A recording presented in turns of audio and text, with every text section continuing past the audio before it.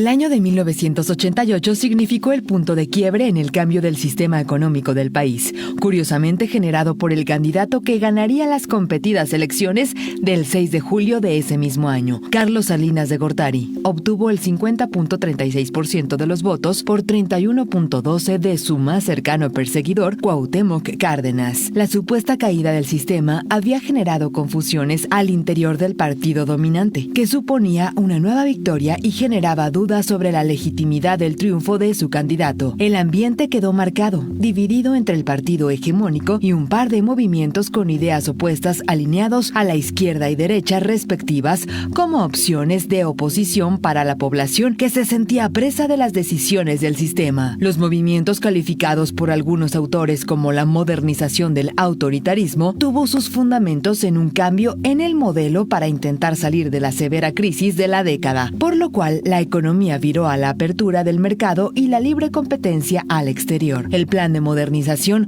optaba por un sistema de globalización económica basada en el aumento de la productividad del obrero a bajo costo, acentuando el desarrollo desigual y reforzando la recaudación de las riquezas en un sector cada vez más diminuto, lo que generaría a la larga descontento en las mayorías que menos poseen. Según explicó el mismo Carlos Salinas de Gortari años más tarde, la globalización se volvió inevitable, la democratización indispensable. Actuamos frente a la globalización y también ante el reclamo democrático. Para México, el fin de la Guerra Fría significó que la única superpotencia que quedó en el mundo resultó ser nuestro vecino, dado su nuevo carácter hegemónico y la historia de conflictos y desencuentros con Estados Unidos. Esta realidad exigía que la soberanía se convirtiera en el valor fundamental de los mexicanos. La industria del cine en los Estados Unidos nos dejó algunas películas que nos costará mucho sacar del imaginario colectivo. Entre las más destacadas tenemos Rain Man, mejor conocida como Cuando los hermanos se encuentran, cinta dirigida por Barry Levinson y protagonizada por Dustin Hoffman y el actor del momento Tom Cruise, quien interpreta a Charlie Babbitt, un joven empresario que se entera de la muerte de su padre y al asistir al funeral descubre que tiene un hermano mayor y autista, Raymond Babbitt, heredero de la fortuna de la familia. La actuación de Hoffman como el mayor de los Babbitt le valió el premio Oscar a Mejor Actor y la cinta fue galardonada por la Academia como Mejor Película y 2 estatuillas más, Mejor Director para Levinson y Mejor Guión Original para los escritores Ronald Bass y Barry Morrow. Y la cinta también se llevaron su respectivo Globo de Oro. Ese año apareció una de las cintas más entrañables de la historia, Cinema Paradiso, el largometraje italiano con guión y dirección de Giuseppe Tornatore, que logró el Oscar a Mejor Película Extranjera o de habla no inglesa. La película conquistó a propios y extraños con la historia de Toto, un pequeño niño de la Italia de la posguerra, que encuentra refugio en el cine de su pueblo natal, gracias a la amistad que sostenía con Alfredo, el proyeccionista, interpretado por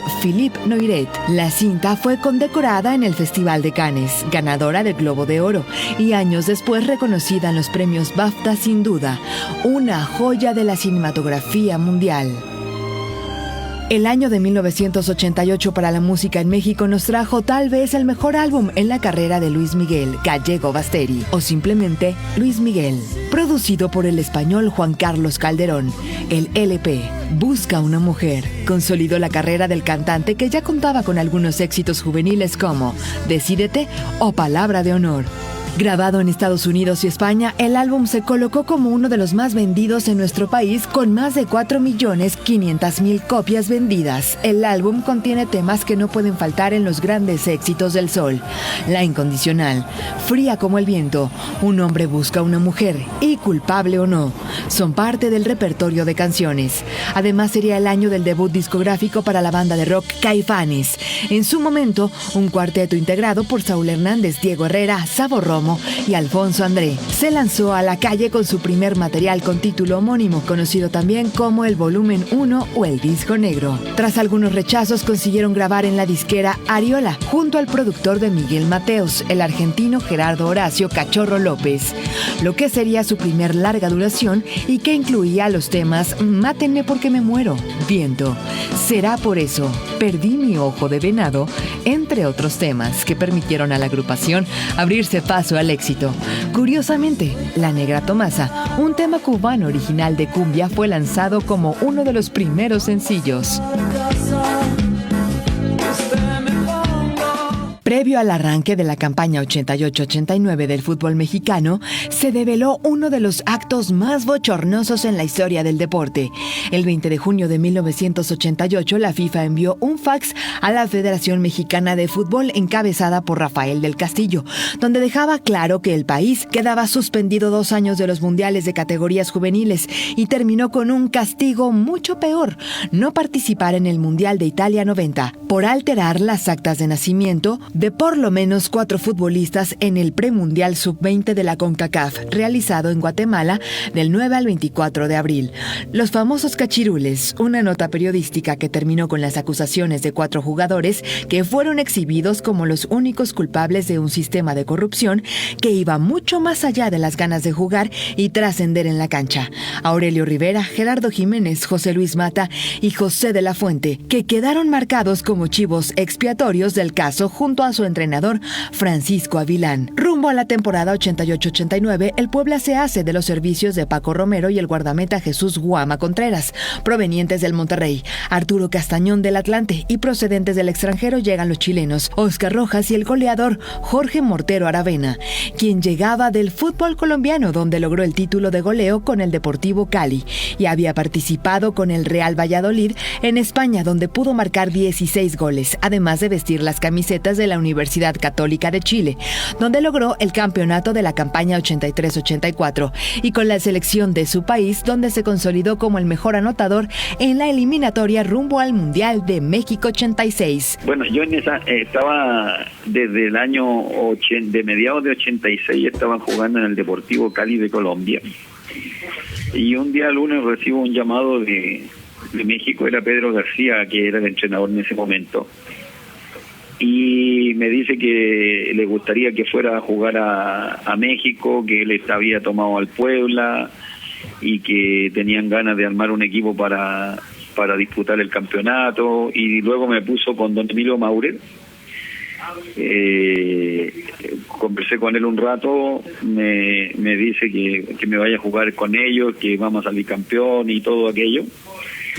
Y ya eso fue al mediodía, y en la noche me volvió a llamar, llamó a los directivos de mi equipo, el Deportivo Cali, llegó a un entendimiento con ellos y ya se hizo todo en 10, 12 horas. Me llamó muchísimo la atención el ímpetu con el que él conversaba con uno, y sigue conversando igual. Sí, don Emilio es la esencia de don Emilio Maurer.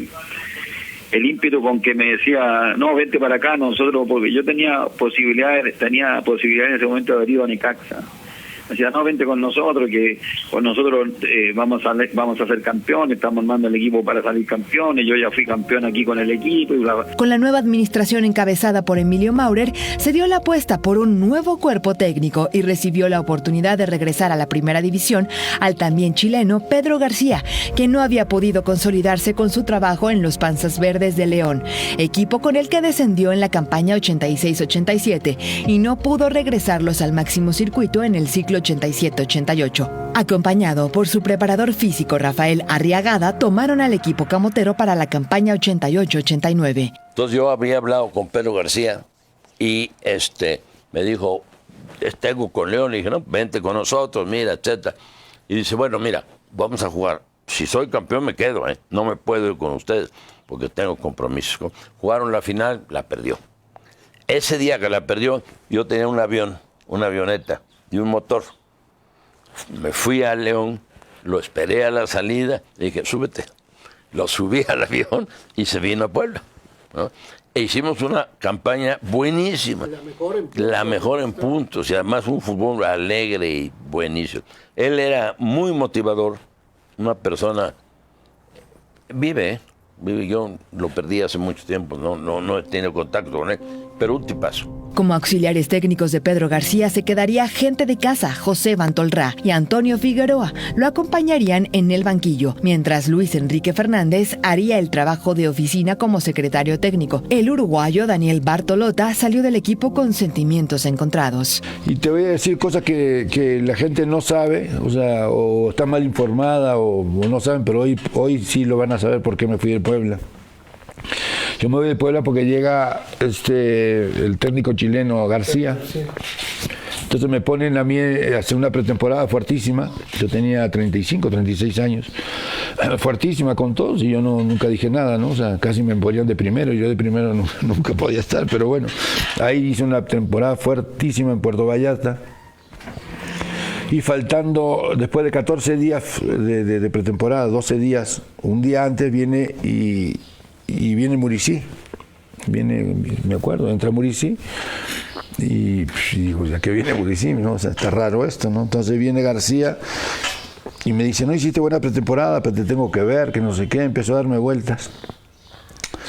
Y yo le dije, pero eso me hubiese dicho antes, ¿cómo que me tienes que ver o qué? O sea, yo no tengo nada que demostrar, ya fui campeón goleador de Copa, ya calificamos, o sea, no sé qué me tienes que ver. Le digo, pero ya a mí ya no me gustó que este García me tenga que ver. Entonces bajamos aquí al Cuauhtémoc y puso más o menos el mismo equipo. Y le ganamos 8-3, 8-9-3, y yo metí 4 goles. Entonces viene García y me dice, ahora sí te quedas. Me abrazó y me dice, ahorita sí te quedas. Y yo dije, no, ahora sí me voy, le dije. Ahorita estás mal, le dije.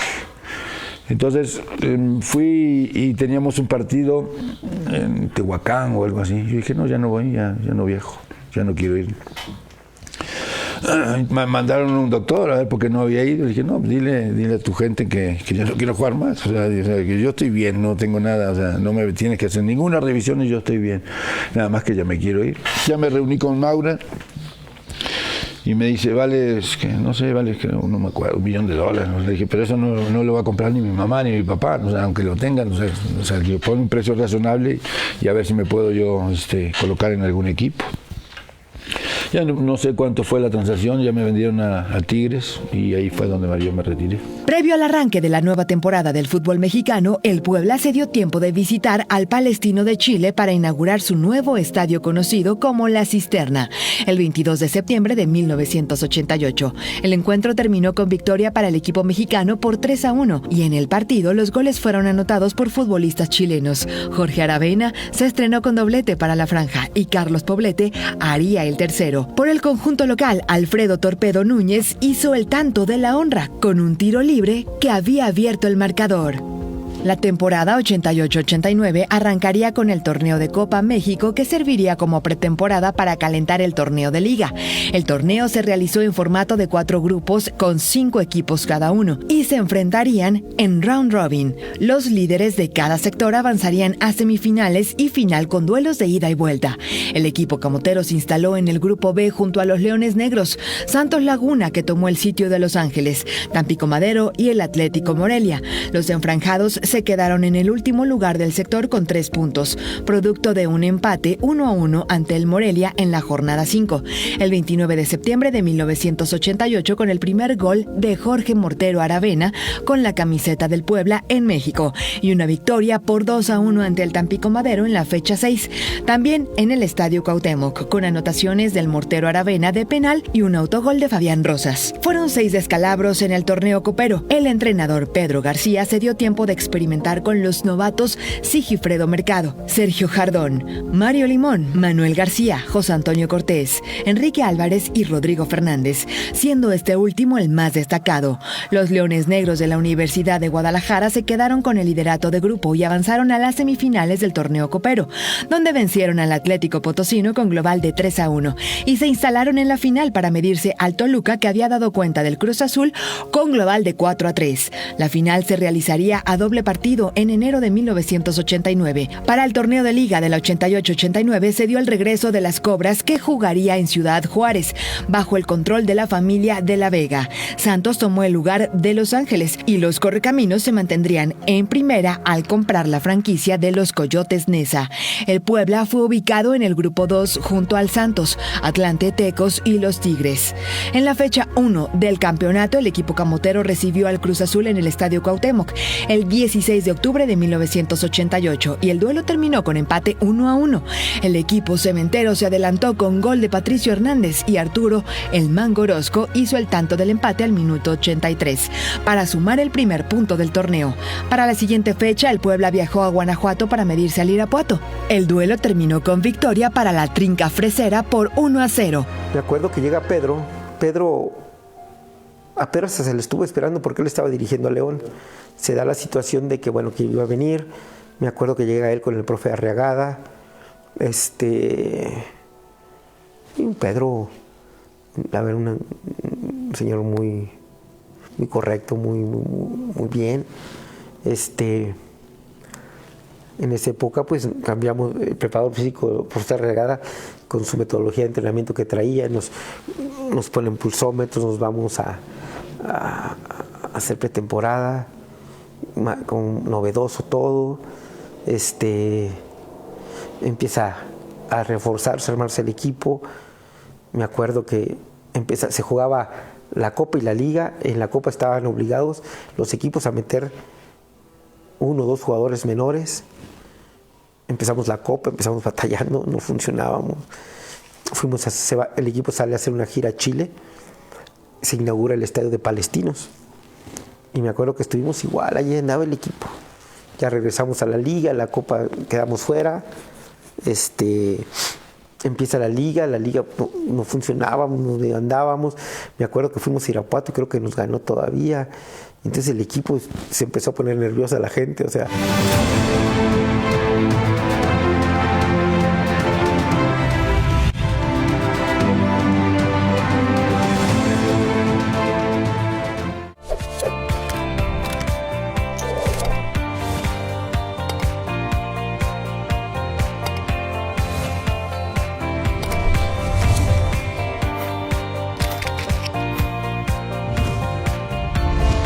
El lavado de dinero tiene una sanción de hasta 15 años de prisión. Si conoces a alguien relacionado con este tipo de actividades, ayúdanos a combatir este delito. Haz tu denuncia www.antilavado.puebla.gov.mx o comunícate al 01800-252-8236. Puebla contra el lavado de dinero. Gobierno del Estado. El Gobierno del Estado pone en marcha el programa de detección oportuna de enfermedades. A la fecha, hemos atendido a más de 52,000 pacientes mediante 20 unidades móviles totalmente equipadas para realizar consultas médicas, exámenes de laboratorio clínicos, estudios de gabinete, atención odontológica, mastografías y atención a mujeres en riesgo obstétrico. Ahora, la detección oportuna de enfermedades es primordial. Cuidamos lo más importante, tú y tu familia. Gobierno del Estado de Puebla. No esperes a que llegue la tormenta. Prepárate. Si te encuentras en la costa y se acerca un ciclón tropical, no te acerques al mar ni realices actividades acuáticas. Protege tus instrumentos de trabajo y a tus animales y resguarda bien cualquier sustancia peligrosa. Sigue las indicaciones de Protección Civil y si te piden evacuar, hazlo inmediatamente. Tu vida y tu seguridad son lo más importante. Comisión Nacional del Agua. Gobierno de México.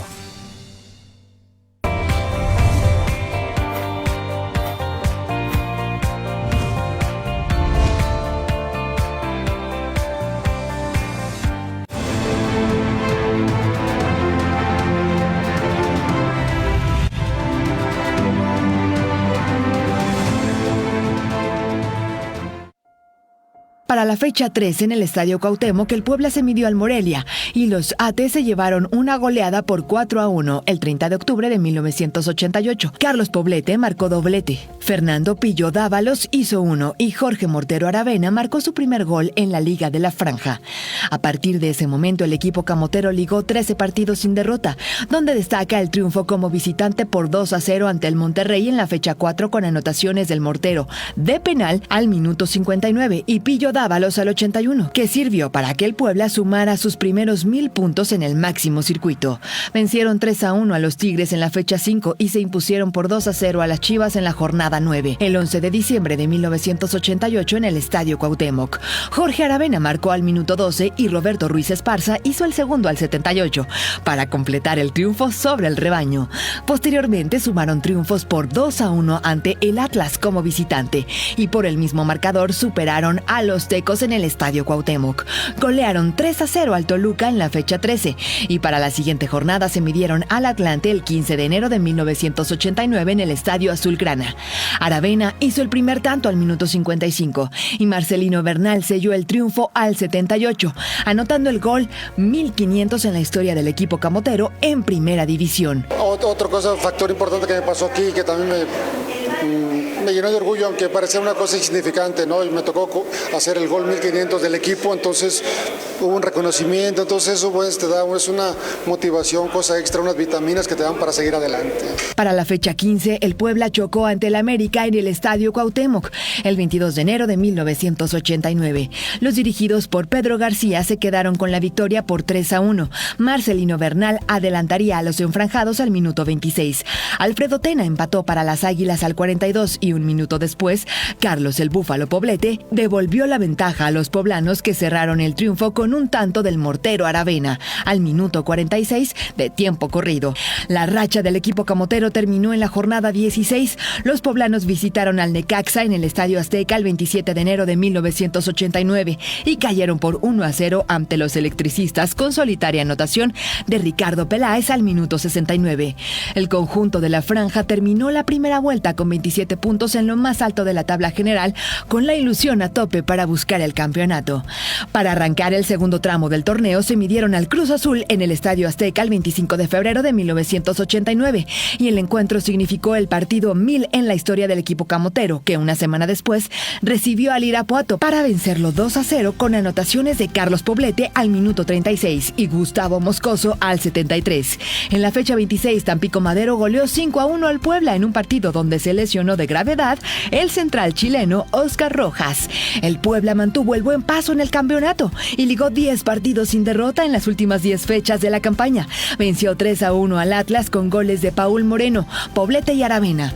Goleó 4-0 a los Leones Negros con doblete del Búfalo Poblete. Aravena y Bernal completaron el triunfo. Otro triunfo por 4-0 ante el Atlético Potosino con dobletes de Aravena y Poblete. En la fecha 32 vencieron 1-0 al Toluca con tanto de Paul Moreno. En la siguiente jornada empataron 1-1 ante el Atlante con anotación de Francisco Romero, y en la fecha 34 visitaron al América en el Estadio Azteca y se quedaron con el triunfo por 1-0 con solitario gol de Mortero Aravena al minuto 85.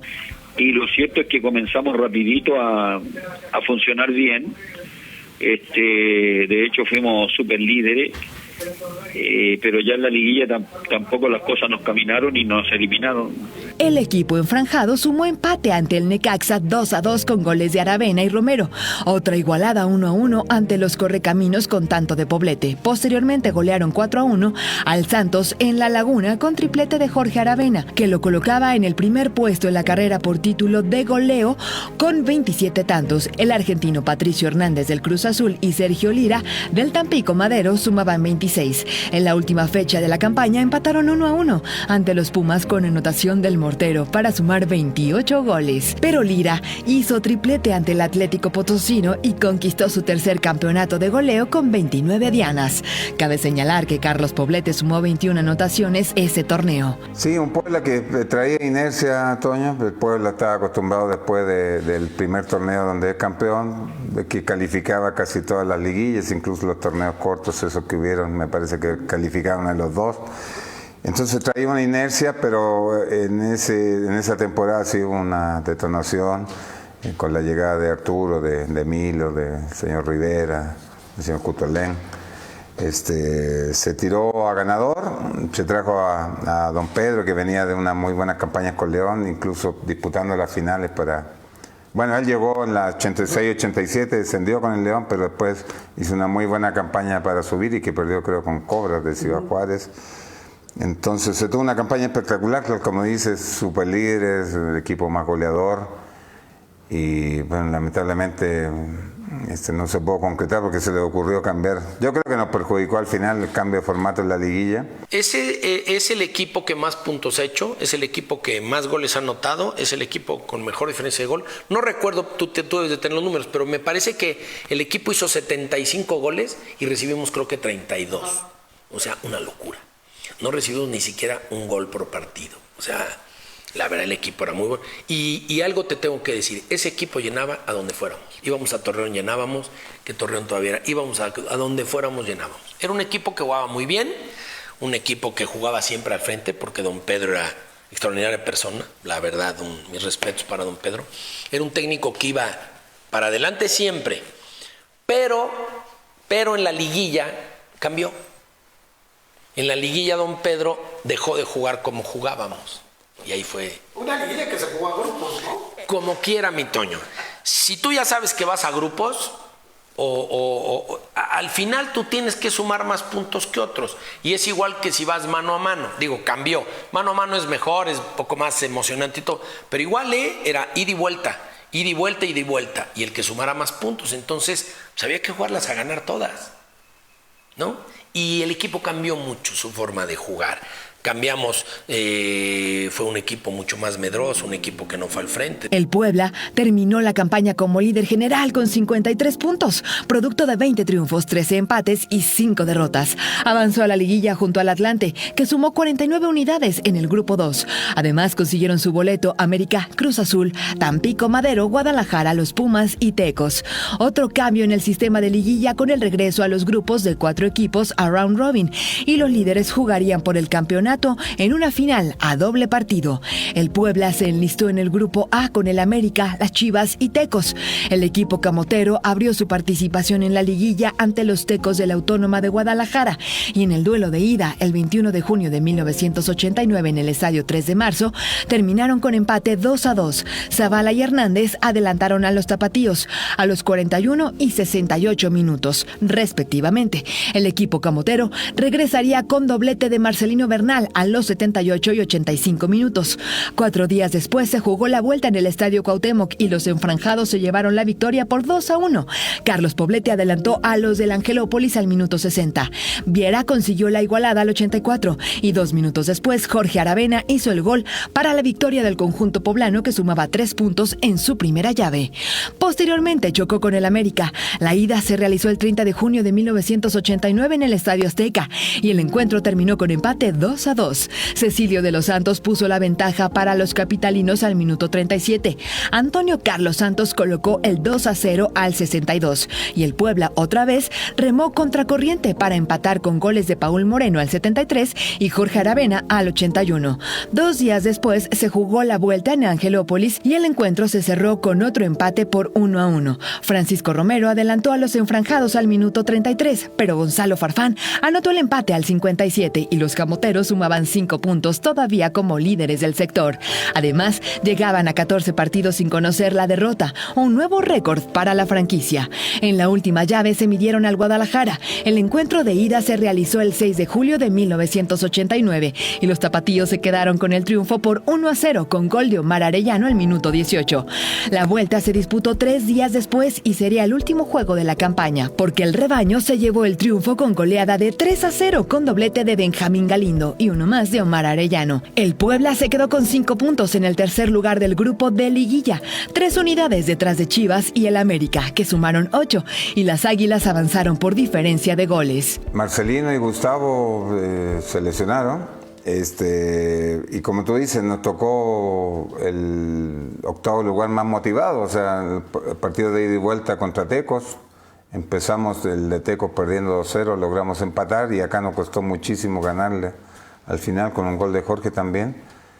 Y te digo, después contra América, cuando todavía la gente recuerda y no se le perdona a don Pedro que me haya puesto de defensa central en el primer tiempo, porque Oscar Rojas, que había vuelto una lesión que había tenido en el quinto metatarsiano, se volvió a lastimar, y don Pedro me pregunta.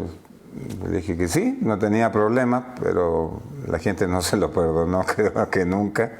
Un partido que perdíamos 2-0 también y logramos empatar. Y creo que el partido donde dejamos ir la calificación fue acá, que donde íbamos ganando 1-0 nos empatan. Y te reitero, el haber terminado disputando con Chivas el primer lugar del grupo y la América que le haya metido, creo que 8 le metió los 2 partidos a Tecos, ¿no? Y terminó pasando América. Puedes fallar y el equipo falló, el equipo no anduvo como venía caminando. O la otra, nos jugamos todo para llegar superlíderes y llegamos mal a la liguilla, que esa es para mí otra. Hay que llegar bien embalados a la liguilla para que en la liguilla estén todos los jugadores al 100%. Sí, afectó porque fueron 2 grupos de 4. Entonces el cuarto contra el último y viceversa de los otros. Pero nosotros no sé por qué pasaría, pero llegamos agotados con un equipazo, la verdad, como tú dices, y no sé qué pasó. pero a las primeras de cambio nos echan para afuera. El América arribó a la final para enfrentar al Cruz Azul, que terminó como líder del Grupo B. El juego de ida se realizó el 13 de julio de 1989 en el Estadio Azteca y las Águilas tomaron la ventaja por 3-2. Luis Roberto Alvesague marcaría el 1-0 al minuto 2. Carlos Hermosillo pondría el 2-0 al minuto 31. Previo al cierre del primer tiempo, Porfirio Jiménez acercaría a la máquina con tanto de Narciso Cuevas al minuto 47. Los cementeros ponían el 2-2 y al 58, un penal de Antonio Carlos Santos puso el 3-2 definitivo. El partido de vuelta se realizó el 16 de julio también en el Estadio Azteca y el duelo terminó con un empate 2-2. Juan Hernández adelantó a las Águilas al minuto 6. Patricio Hernández hizo el empate al 20 y los celestes tomarían ventaja y empatarían el marcador global al 27 por conducto de Ricardo Mojica. Tuvo que llegar Carlos Hermosillo al minuto 77 para darle el bicampeonato al América de Jorge Vieira, que sumaba su octavo título de liga y de paso cobraba revancha de la campaña 71-72. Rumbo a la campaña 89-90, el Puebla decidió hacer un cambio de timón. La eliminación en la fase final después de conseguir el liderato general con la mejor marca en torneos largos caló hondo en la directiva camotera y llegó el momento de tomar decisiones para traer de vuelta a Manuel Lapuente en sustitución del chileno Pedro García. Y entonces hice una junta, desayuno, en el que fue Aravena, Roberto Ruiz Esparza, Poblete, yo, era desayuno o comida, bueno. Y les dije, a ver, ¿qué hacemos? Nosotros tenemos que ser campeones, nosotros tenemos que, vamos a ser campeones. ¿Se queda Pedro García o se va Pedro García? Ya tenía contrato Pedro García con nosotros. Y Pedro García en ese momento estaba comiendo con Arturo. Y yo con estos jugadores, ¿no? Y dijeron todos, no, que se vaya. ¿No? Obviamente, un motivador como era Pedro García, en el momento que pierde un campeonato, ya no puede motivar.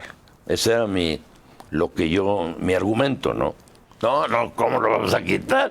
Si ya firmó contrato y está aquí conmigo, lo que tú quieras. Dije, vamos a quitarlo, Arturo, si no, no vamos a hacer nada en la próxima temporada. Me dice, bueno, junta a estos jugadores, me adelanté, voy para atrás, junta a estos jugadores a ver qué dicen.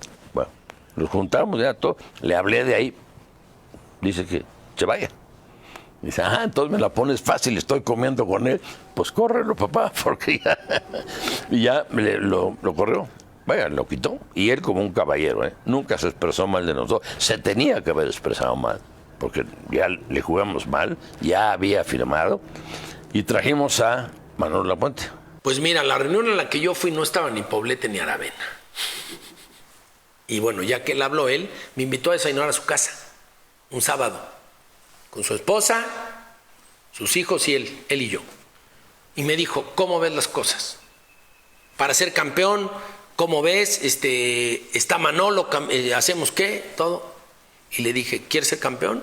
O sea, para ser campeón, Manolo. En esa reunión, de la que yo te digo, no estaba ni Poblete ni Aravena. O sea, fue un desayuno en su casa, él y yo, con su familia. Mira, Abraham, yo honestamente tuvimos muchísimas reuniones, había mucha apertura sobre todo con él. Él es de la misma cuerda con Manolo y él siempre se acercaban con nosotros, digamos, la gente de más peso. Pero específicamente yo nunca podría haber decidido la continuidad de un técnico, más una gente que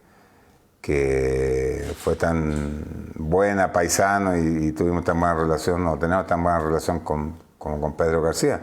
Sí externamos opiniones, pues no éramos quien para decidir. Ellos nos habrán escuchado, yo creo que ni recuerdo que haberle dicho, lógicamente esperando una continuidad, pero ellos fueron los directivos, tomaron sus decisiones y a la larga le dieron la razón. A la larga sí, así fue. No, porque yo terminando En el caso mío, yo terminando el último partido, yo me vine inmediatamente a Chile porque tenía que jugar las clasificatorias para el Mundial de México, coincidentemente. La directiva camotera reforzó al equipo con las contrataciones del guardameta Pablo Larios, Edgardo Fuentes, Mario Cacho y el regreso de Arturo Álvarez procedentes del subcampeón Cruz Azul, además de Javier Chícharo Hernández de los Tecos, José Manuel Chepo de la Torre, que regresaba a México tras su paso por el Oviedo de España, y la llegada del paraguayo Julio César Romero Romerito, mundialista con su selección en México 86, donde marcó 2 goles. Venía de jugar con el Barcelona de España, tras muy buenos años con el Fluminense de Brasil. Romerito fue un fracaso. Y Romerito lo trajimos y nos dijo Manolo Lapuente, es un jugador de otro nivel. Había jugado en el Barcelona. Dice, si traes ese, es otro nivel. Pues sí, fue otro nivel, fue una madre. No hizo nada. Metió un gol en Toluca, nada más. No hizo nada. Se fue, ¿no? Llegó Edivaldo, que debutó en Pumas, un jugador. Murió en un accidente. ¿Cómo se da? Por intermedio de Manolo Lapuente, que él estuvo dirigiendo el torneo anterior a que fuimos campeones acá en Puebla. Él estuvo dirigiendo Cruz Azul. Realmente no le fue muy bien a Manolo en Cruz Azul, duró 8 fechas. Lamentablemente no se dieron los resultados y hubo un cambio de técnico. Pero terminando ese torneo en la cual Cruz Azul llegamos a la final contra América, que se perdió para variar, salió la posibilidad de venir acá, nos llama Manolo, llama a Pablo Lario, que en paz descanse, llama a Arturo Álvarez, me llamó a mí para venir a integrar el equipo, que era un buen proyecto que había para pelear arriba, para ser campeón. Pues después de estar en Cruz Azul, estaba yo jugando la final de Cruz Azul contra América, porque jugué yo una final, me tocó jugar 2 finales seguidas, la temporada 88-89 con Cruz Azul contra América, ¿sí? Entonces establece ya comunicación con la gente de Puebla para un posible regreso, ¿sí? Y pues sí, yo claro que estuve de acuerdo en venir. Venimos precisamente Pablo Larios, mi compadre, Edgardo Fuentes y yo venimos de Cruz Azul para acá. Paul Moreno salió del Puebla para ir a jugar a las Chivas del Guadalajara. Gustavo Moscoso viajó con rumbo a Morelia y Tito Rosete al Tampico Madero. Ignacio Treyes regresó al equipo camotero como director deportivo y Ernesto de la Rosa tomaría el cargo como auxiliar de Manuel Lapuente, que viviría una nueva etapa con el equipo camotero. Me acuerdo que estaba por renovar o tenía que renovar, o yo no estaba conforme por la cuestión de los dineros y quería renegociar. El caso que ya hablamos, papá, me voy, bueno, vamos a ver, quedamos en cosas. Yo me voy de vacaciones y estando en vacaciones, me hablan, oye, hay esta oportunidad que te quiere Chivas. Y hay que ver, y es bueno, pues está, si les conviene, nos conviene a todos, pues que se haga. Yo 1 año, 2 años antes, Toño, había ido a un mundial de clubs con Chivas y me había tocado vivir eso, sí me explico, y pues bueno, a mí la verdad tenía la inquietud también de ver lo de Chivas y al final te digo, coinciden en cosas, en tiempos y pues bueno, fue así, pero no, yo no hice pretemporada, yo andaba de vacaciones, Toño.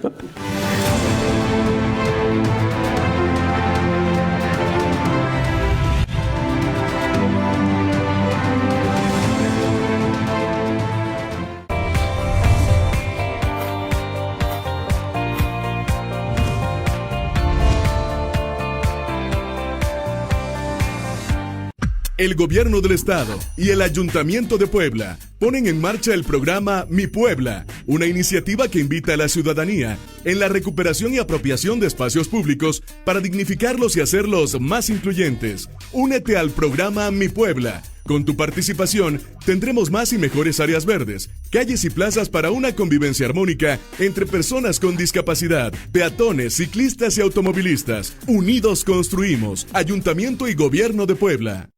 La violencia en contra de mujeres y niñas no es normal y no se justifica. Si eres o conoces a alguien que sea víctima de violencia, llama 911. Telmujer, vivir una vida libre de violencia es tu derecho. Gobierno del Estado de Puebla. No esperes a que llegue la tormenta. Prepárate. Si hay alerta de ciclón tropical, toma tus precauciones.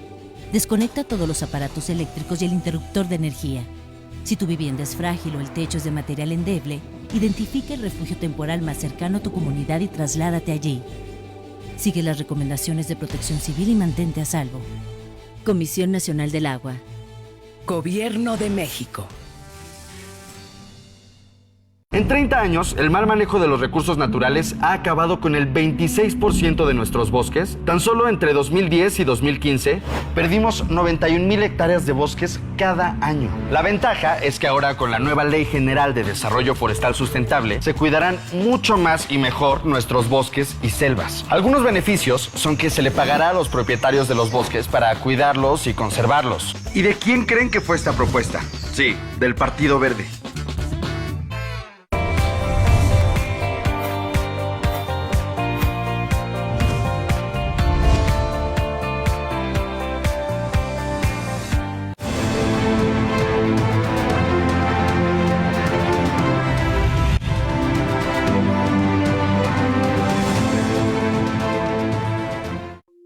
Para la campaña 89-90 se dio el regreso del Veracruz, que compró la franquicia de los Potros Neza, que habían conseguido su ascenso en el torneo de segunda división, y ocuparon el lugar del Atlético Potosino, que perdió la categoría. El Puebla fue ubicado en el grupo 1 junto al Morelia, Pumas, Irapuato y Monterrey. Previo a arrancar el campeonato, el equipo camotero jugó un partido amistoso internacional el 3 de septiembre de 1989 ante el Internacional de Porto Alegre en el Estadio Cuauhtémoc. El encuentro terminó con triunfo para los brasileños por 1-0 con anotación de Nelson al minuto 88. Una semana después se dio el arranque de la campaña 89-90 con el duelo ante el recién llegado Veracruz en el Estadio Cuauhtémoc. El equipo camotero se llevó la victoria por 3-1 con triplete de Jorge Mortero Aravena.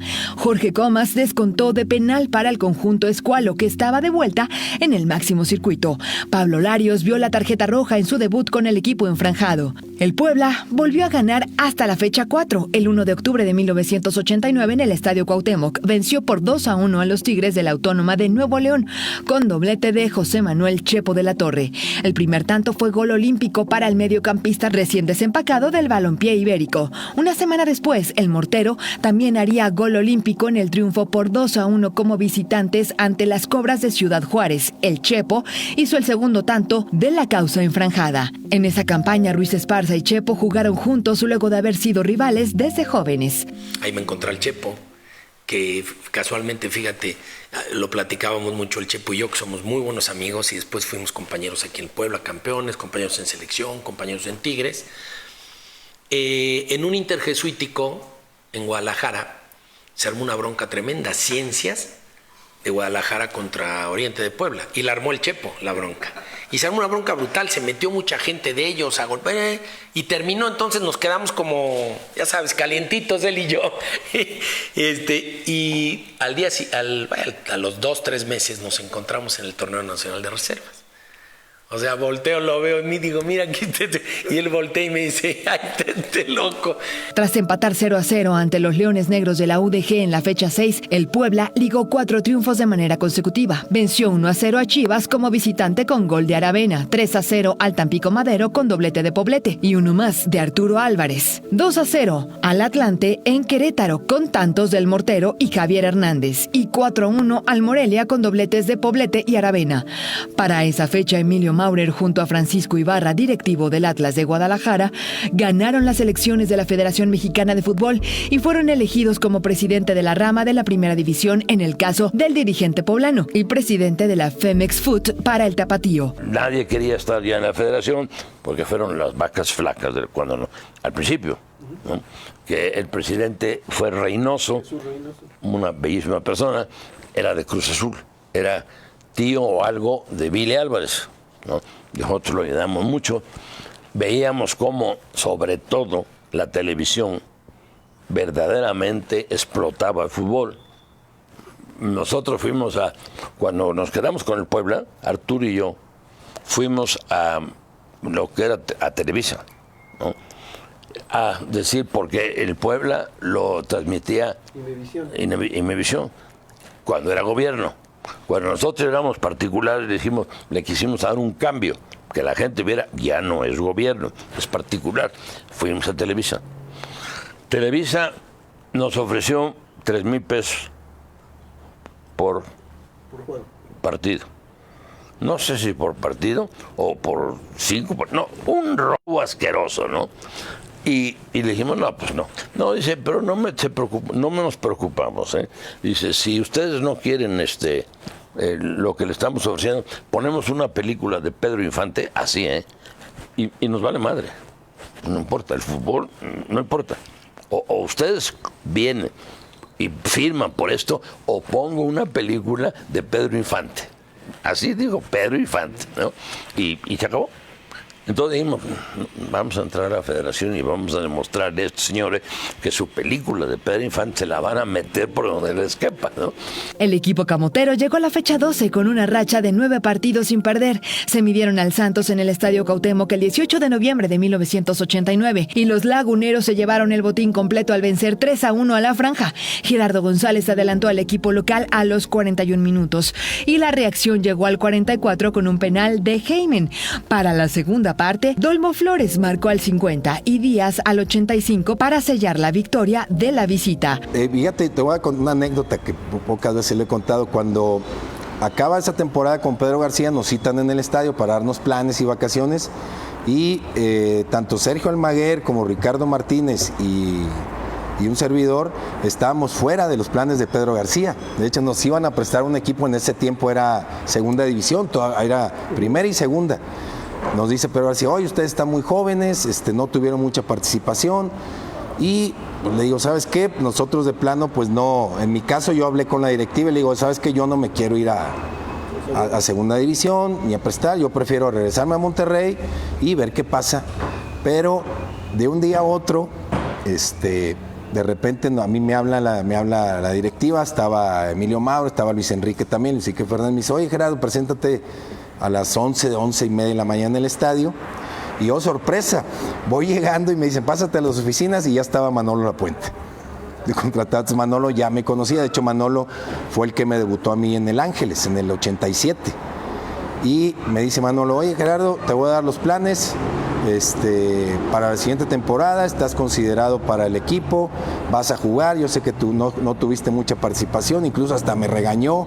La reacción del Puebla fue sumar 5 triunfos consecutivos, igualando su mejor marca de la campaña 44-45. Los camoteros vencieron 3-2 al Monterrey con doblete del Mortero y uno más de Poblete. Golearon 3-0 al Irapuato con doblete de Paco Romero y otro del Búfalo. Superaron 2-1 a los Tecos con doblete de Poblete, 1-0 al Atlas con gol de Roberto Ruiz Esparza y 1-0 de visitantes ante el Toluca con anotación de Julio César Romero Romerito. El único tanto anotado por el paraguayo el 17 de diciembre de 1989 en la Bombonera. El conjunto enfranjado cerró la primera vuelta con empates 2-2 ante el América y 1-1 ante los Pumas. 7 juegos sin perder, como líder general con 29 puntos y con Jorge Aravena como líder de goleo con 12 tantos. Y el otro chileno, Carlos Poblete, sumaba 10. El Puebla de nueva cuenta ilusionaba en la campaña. Para la segunda vuelta del campeonato, el Puebla dio de baja al paraguayo Julio César Romero y firmó al brasileño Edivaldo Martins. Además, Lapuente debutó al novato Julio César Algarín. En la fecha 20, el equipo camotero cayó ante el Veracruz por 1-0 en la visita a Luis Pirata de la Fuente. El 6 de enero de 1993, días después, viajaron a Santa Ana, California, para jugar ante el Bayern Múnich en un partido amistoso que terminó con victoria de 4-0 para el conjunto bárbaro.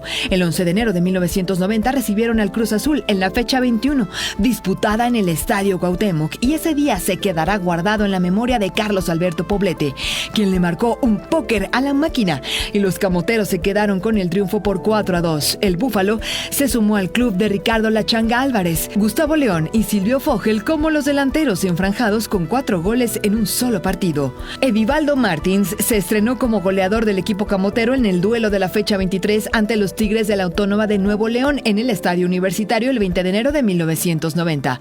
El brasileño marcó doblete a los minutos 12 y 26 para el empate a 2-2 ante los universitarios. Gasparini y Escalera hicieron los goles para los regios. Posteriormente, el Puebla ligó par de triunfos por 2-0 ante las Cobras de Ciudad Juárez y los Leones Negros de la UDG. Arrancó la Copa, ahora la eliminación directa. Tras una fase previa de repesca, para los últimos 8 lugares de la tabla general quedaron puestos los octavos. El Puebla se midió al Tampico Madero el 14 de febrero en el duelo de ida y cayó por 1-0 con gol tempranero de Garciano del Castillo al minuto 4. La vuelta se jugó el 28 de febrero en el Estadio Cuauhtémoc y el equipo camotero le dio la vuelta a la eliminatoria con un triunfo por 4-2. Aravena abrió el marcador al minuto 6. Un autogol de Pedro Serrano al 19 daba ventaja a los poblanos. Edivaldo hizo el tercero al 22 y al 27 el Mortero completó su doblete para poner de cabeza a los jaivos, que vendieron cara la derrota con goles de Miguel Ángel Gómez al 50 y Malibran al 78 para un global de 4-3 a favor de los poblanos. De regreso a la liga para la fecha 29, el 4 de marzo de 1990, el equipo enfranjado logró su victoria 400 en la historia al superar por 2-1 al Morelia. Edivaldo Martins adelantó al Puebla al minuto 34. Durán igualó al 38 para los Ates y un gol de Edgardo Fuentes al 57 dio el triunfo a los visitantes para llegar con paso firme al duelo de ida de los cuartos de final en la Copa México. En los cuartos de la Copa, el Puebla se mediría a las Chivas. El duelo de ida se realizó el 7 de marzo de 1990 y el encuentro se saldó con un empate 0-0 en el Estadio Jalisco. La vuelta se disputó una semana después en el Estadio Cuauhtémoc y la franja se llevó la victoria por 2-1 para avanzar a las semifinales. Vázquez adelantó al equipo tapatío con gol tempranero al minuto 7 y los poblanos vinieron de atrás con anotaciones de Jorge Aravena al 16 y Carlos Poblete al 29. Las jornadas de Copa fueron subsecuentes y el 21 de marzo de 1990 se medirían al Monterrey en la ida de las semifinales en el Estadio Tecnológico. Sergio Almaguer adelantó a los camoteros al minuto 55 y Francisco Javier el Abuelo Cruz marcó el empate para la Pandilla al minuto 70. Tablas. Empate 1-1 y todo para la vuelta en la Angelópolis. Fueron 3 partidos consecutivos ante los regios, pues en la fecha 32 el Monterrey visitó el Cuauhtémoc y se llevó el triunfo por 2-1. El 25 de marzo, en lo que parecía un mal presagio, pero 3 días después, en el Coloso de Maravillas, el Puebla lograría el triunfo por 1-0 con anotación de Jorge el Mortero Aravena, para lograr el pase a la final de Copa con global de 2-1. Dulce venganza camotera. Previo al duelo de ida de la final copera, el equipo poblano cayó 2-1 ante el Irapuato en la fecha 33 del campeonato y sumó triunfo por 2-1 con los Tecos de la Autónoma de Guadalajara en la jornada 34 disputada en el Estadio Cuauhtémoc. Edivaldo y Aravena marcaron los goles para los enfranjados. Llegó la final de ida ante los Tigres de la Autónoma de Nuevo León el 11 de abril de 1990 en el Estadio Universitario. Los felinos fueron mejores y se llevaron el triunfo por 2-0 con goles de Almirón al minuto 27 y Jorge Gama al 33.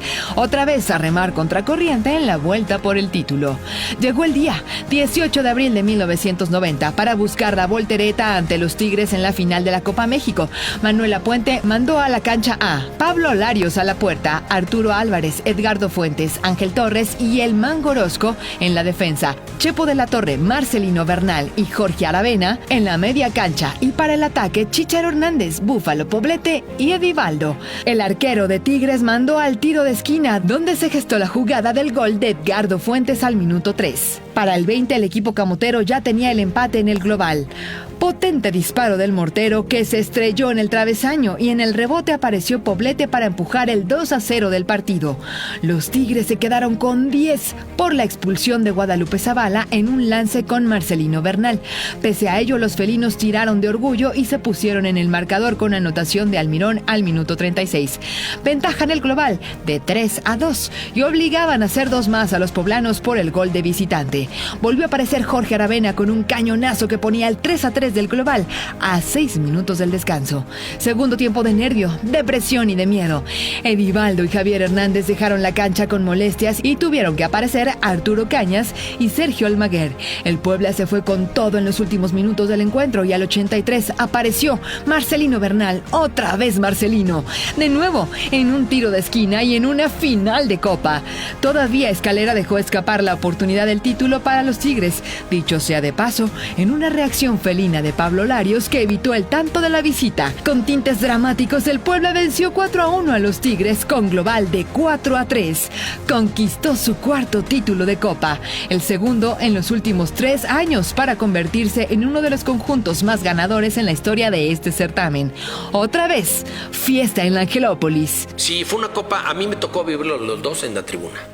O sea, y algo que a mí me pasaba, como capitán, yo tenía que ir con el equipo siempre y concentrarme siempre. O sea, Manolo me decía, tú eres capitán y tú viajas con el equipo aunque esté lesionado y tú te concentras con el equipo. O sea, yo vivía concentrado.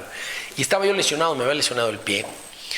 Tenía una fascitis plantar importante y no pude jugar. De hecho, en la vuelta olímpica voy cojeando y ahí, bueno, en fin. Para jugar la liguilla, que fuimos campeones, me tuve que infiltrar toda la liguilla. La fue infiltrado para poderla jugar. Pero sí, fue muy dramático, ¿no? Muy dramático, fue complicado. El equipo, todavía la última jugada, Pablo Larios, que en paz descanse, nos salva. En fin, pero ahí el equipo mostró que tenía pasta, que tenía corazón, que tenía calidad y que tenía hambre, ¿no? De ser campeón. De Calabrado, sí,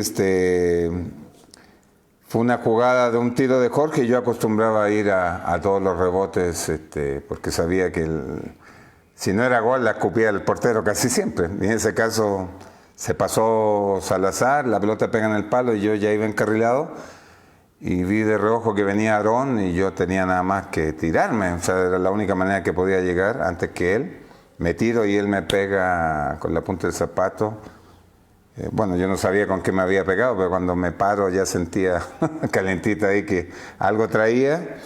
Y en ese tiempo, pues, me abrí, no podían coserme y jugué pues todo el partido como boxeador con pura vaselina que el doctor Cantú me ponía y tenía que salir a cada rato, porque yo acostumbrado a peinar, a cabecear mucho, cada vez que peinaba la pelota me bañaba en sangre. En estas épocas no podría haber jugado, sí, porque terminé con la única playera que tenía, con la playera llena de sangre. Pero vino un gol de Escalera que vino a complicar todo, porque el gol de visita valía doble, y Jorge antes de terminar el primer tiempo metió el tercero.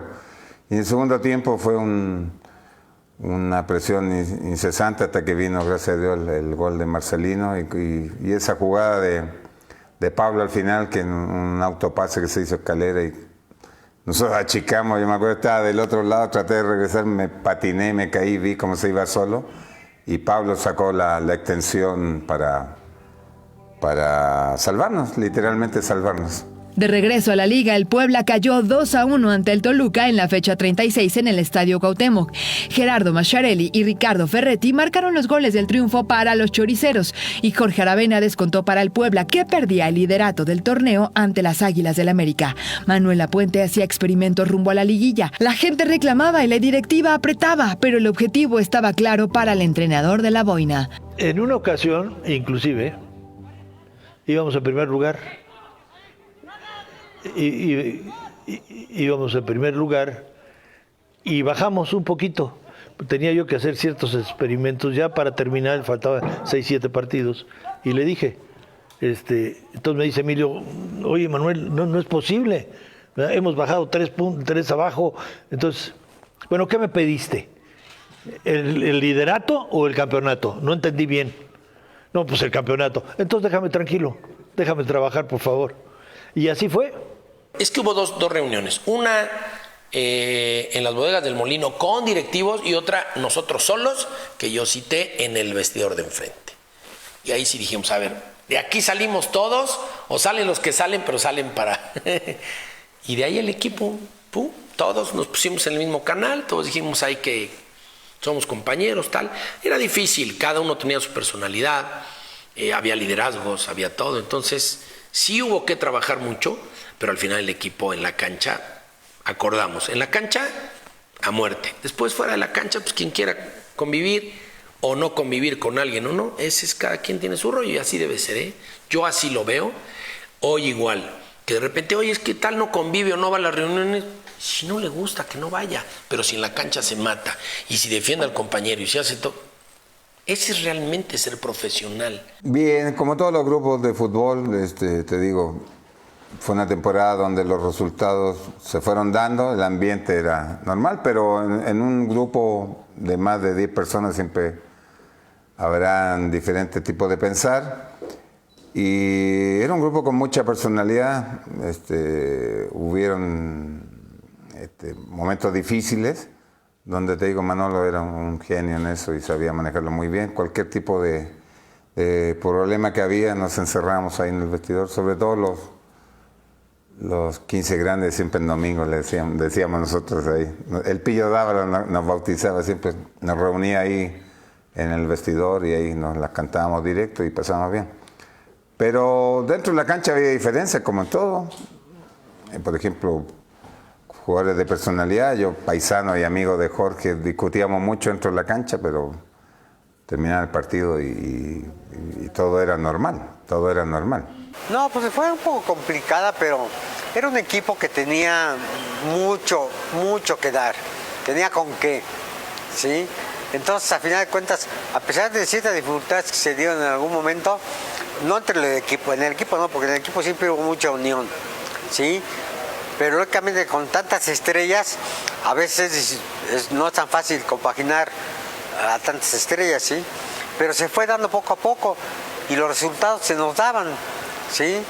A veces con problemas y todo, pero teníamos jugadores que en cualquier momento te sacaban el partido. En la fecha 37 visitaron al América y empataron 2-2 con goles de Amarilla y Hermosillo. Los de Cuapa tomaron ventaja, pero Gerardo González y Arturo Cañas dieron el punto a la visita. El torneo lo cerraron con una derrota ante los Pumas en el Estadio Cuauhtémoc el 5 de mayo de 1990, con goles de Jorge Campos y David Patiño. El Puebla terminó el torneo con 46 puntos, producto de 17 triunfos, 2 empates y 9 derrotas, como segundo lugar de su grupo y en el tercer puesto de la tabla general, detrás del América, que sumó 48 unidades, y los Pumas, que también se quedaron en 46. Además, se metieron a la liguilla Leones Negros, Toluca, Correcaminos, Tigres y el Necaxa.